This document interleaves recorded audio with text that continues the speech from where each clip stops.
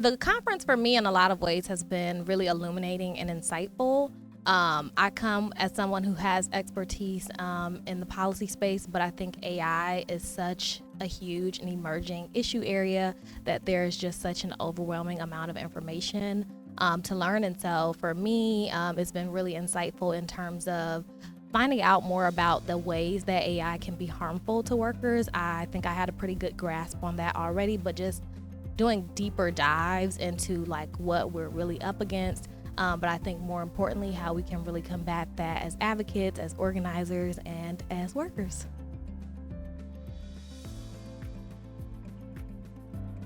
I can go on and on about this, but a couple of examples that I want to pull out. We've talked a lot today about how AI has harmful impacts in things like hiring practices, for example. And so for us, we've seen it show up in things like resume screeners. Employers often use this as a way where they are inputting particular terms and labels that are usually overlooking applicants that may be qualified or even overqualified for particular roles that they're applying for. When they're not thinking about factors that may not necessarily be connected to the terms and connectors they're inputting into these algorithmic systems, it's oftentimes missing the context that can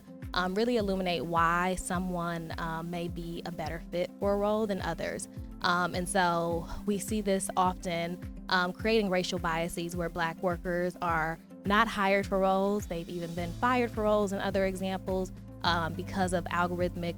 systems being extremely biased as it relates to disciplinary practices as well.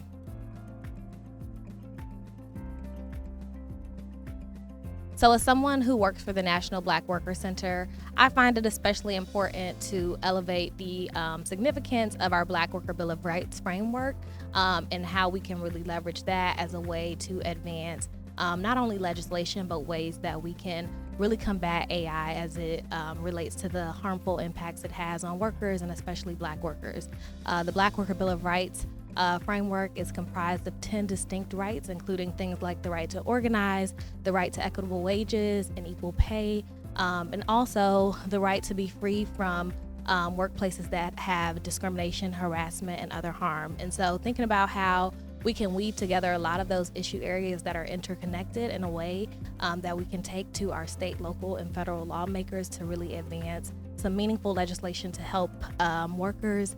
be free from the harmful impacts of AI and other things, I think is really, really important.